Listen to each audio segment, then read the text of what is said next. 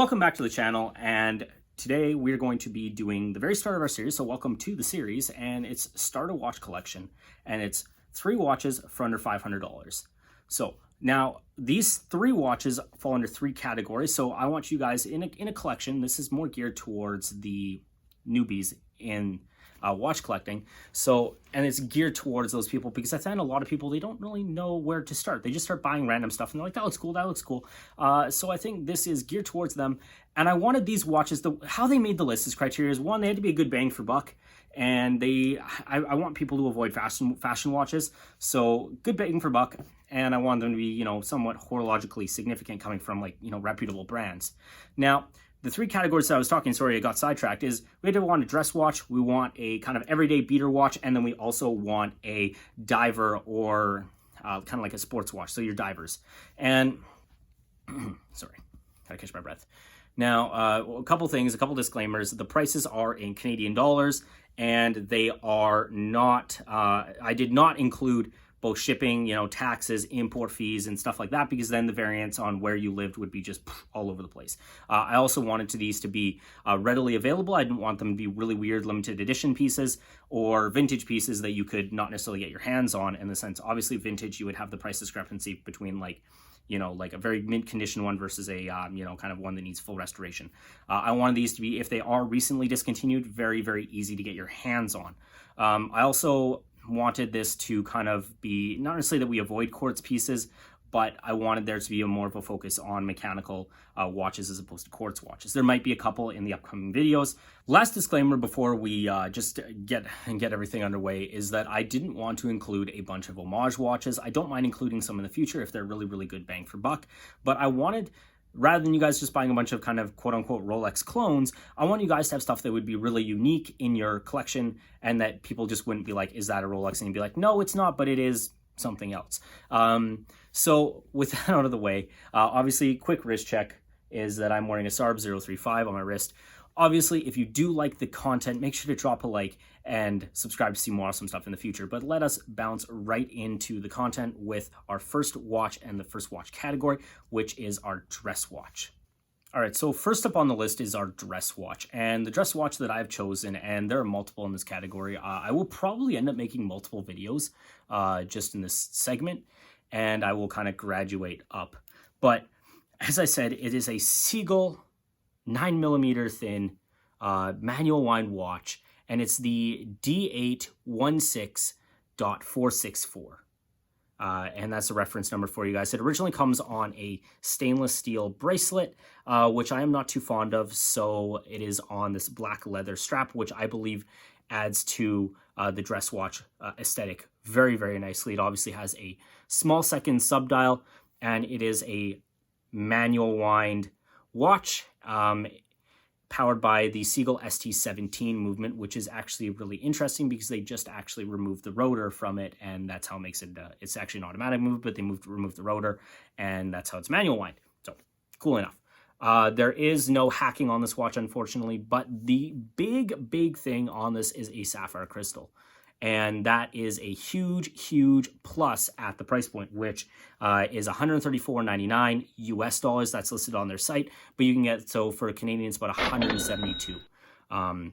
So a couple dimensions on this. It's a 40mm dial, 20mm lug width, and it is obviously 9mm thin. And the reason why I really like this and how thin it is because when you're looking for a dress watch, you want something that slips under the cuffs of your dress shirts. And this will do this with ease and not get caught on anything. But anyways, let's bounce right into the second watch on our list. So in the everyday / beater category, I went with a Seiko 5 series SNK 807. This is a blue dial version. There's also a black, there's a cream / beige, there's also a green dial, and there's a red dial. Those fluctuate in prices. Some can be more expensive, some can be less expensive. This guy can be had for about $130 Canadian. So our running total for our entire collection so far to this point is about $302.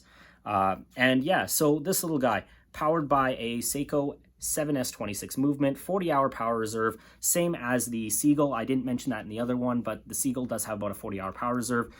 Let's just get this out of the way for you guys.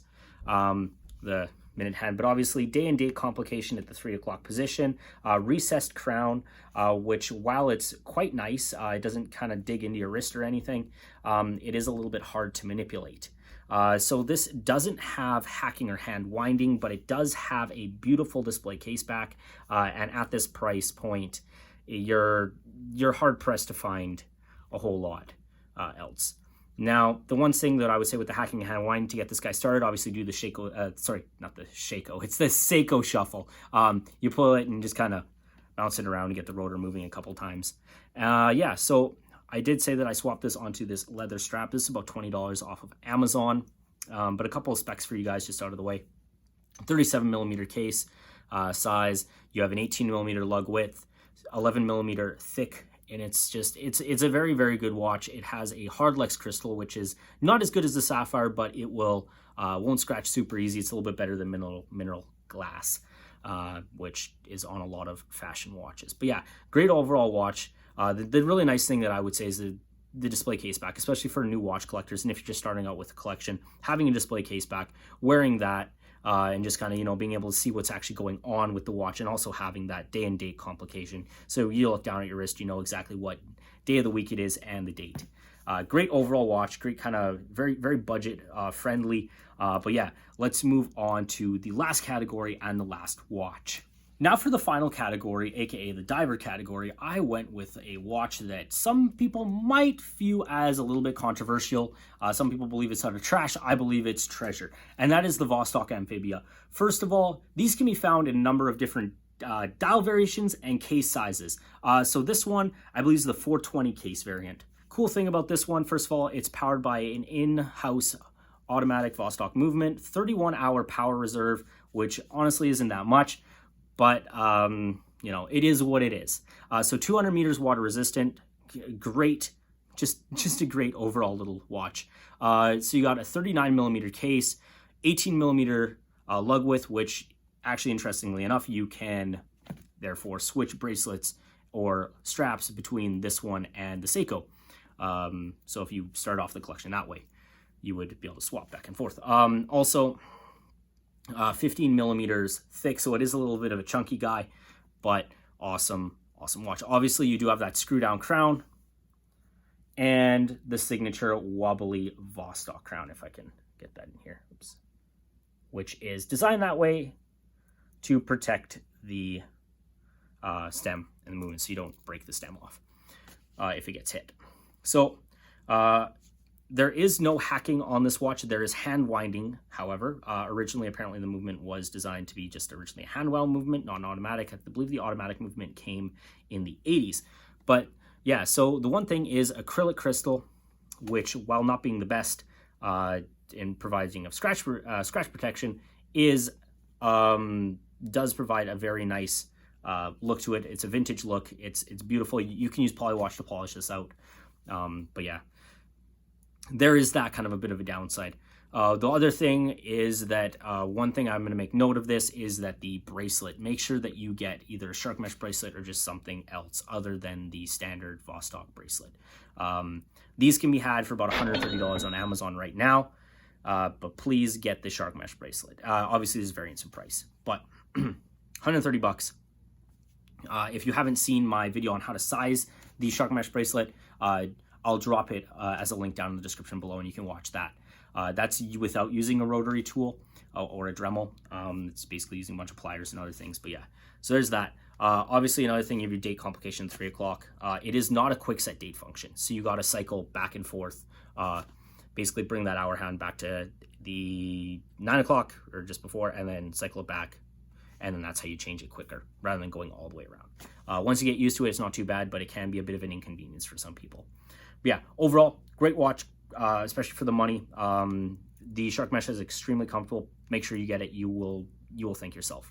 That's where I would say you're starting it off as a collection, and the running total was, so you had $172 for the Sea-Gull, $130 for the Seiko, and $130 for the Vostok. So that brings your running total to about $432. Now, Obviously, I did leave a little bit of wiggle room in terms of if you want to swap out the straps or the bracelets, because I don't think some of them are the best.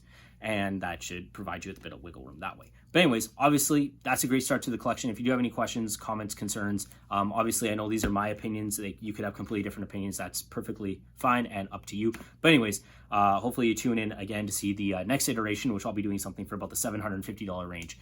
But anyways, obviously, if you do like the content, make sure to drop a like down below and subscribe to see more awesome stuff in the future. But anyways, take care. Have a fantastic day. I'll see you later.